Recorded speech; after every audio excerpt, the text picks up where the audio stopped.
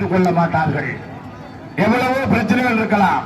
குஜராத்திலே வெள்ளம் வருகிறது, பிரதமர் ஓடோடி பார்க்கிறார். உத்தரப்பிரதேசத்திலே வெள்ளம் வருகிறது, ஓடோடி பார்க்கிறார். கர்நாடகத்திலே அவருடைய ஆட்சி இருந்தபோது ஓடோடி பார்க்கிறார். அவன் தமிழர்களை இழிச்ச வாயலா? தமிழ்நாட்டில் கூடிய தமிழர்கள் உங்களுக்கு வரி கொடுக்கவில்லையா? எங்கள் வரி பணத்திலே மட்டும் உங்களுக்கு இனிக்கிறதா? ஆனால் தமிழர்கள் கசக்கிறதா? இதை எத்தனை ஆண்டு காலம் அவங்க பொறுத்துக் கொள்வதே? அறிஞர் அண்ணா அவர்கள் இன்றல்ல நேற்றல்ல 50 ஆண்டுகளுக்கு முன்னால் சொன்னார், வழக்கு வாழ்கிறது கேட்டு செயல்படக்கூடிய ஆட்சி. இந்த ஆட்சிக்கு நாங்கள் பக்கபலமாக இருப்போம் என்றுதான் இந்த தென்னை பிரச்சாரம்.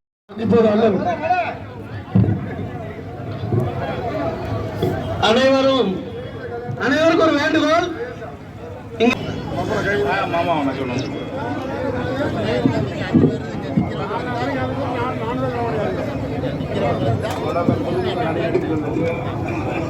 தொடர்ந்து இங்கே சொற்பொழிவு நடந்து கொண்டே இருக்கும். ஒன்றிய அரசு வீழ்கின்ற வரை திராவிட முன்னேற்ற கழகத்தின் கொள்கை முழக்கம்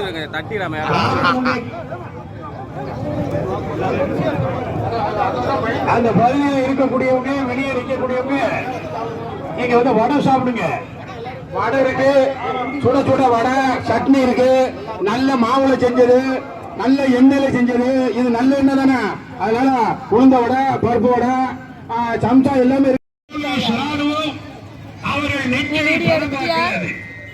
எந்த அளவிற்கு விவசாயி வஞ்சிக்கிற நரேந்திர மோடி இந்த ஒன்றிய அரசை இன்றைக்கு திராவிட முன்னேற்ற கழகம் விவசாயிகளின் பாதுகாவலனாக இந்த அரசு நம்முடைய கழக தலைவர் தளபதியார் அவர்கள் இந்த நாட்டை மக்களை பாதுகாக்கிறார்கள்.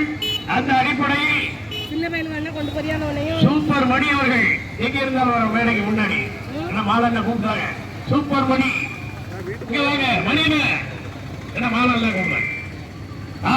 எல்லாரும் இந்த பெரிய நிற்கக்கூடியவங்க வர சாப்பிடுவாங்க. பொதுமக்களுக்கு போற வர ஆட்கள், தொழிலாளர் தோழர்கள், ஆட்டோ ஓட்டுநர் சைட்ல ஆட்டோ ஓட்டுநர்கள், வேன் டாக்ஸி, சிறியவர் எல்லாருக்கும் வடை, ஆம வடை, பச்சை, 10 கோடிகள், எதிரே இருக்கக்கூடிய 10 கோடிகள் எல்லோரும் இங்க வந்து வடை வாங்கிடுங்க. ஆம வடை இருக்கு, சூடா பச்சி இருக்கு, உருளைக்கிழங்கு போண்டா, வெங்காய வடை, தினுசாக இங்கே பொதுமக்கள் வாங்க. கட்சிக்காரர்களும் சாப்பிடுங்க. பொதுமக்கள், வியாபாரிகள் எதிரே நின்று கொண்டு இருக்கிற இந்த நூறுநாதன் சிலை முன்பாக நிற்கின்ற அழிந்து போயிருக்கிறார். இது கருப்பு சிவ மட்டுமல்ல, கந்தக பூமி, தொட்டால் வெடிக்கும் வெடிகுண்டு என்பதை புரிந்து கொள்ளுங்கள். நாங்கள் ஏதோ பார்வோம் போவோம் என்று நினைத்துக் கொண்டிருக்கிறார்கள். தொட்டு பார்த்தால்தான் என்பதை எதிரிகளை உறுதி செய்து கொள்ளுங்கள்.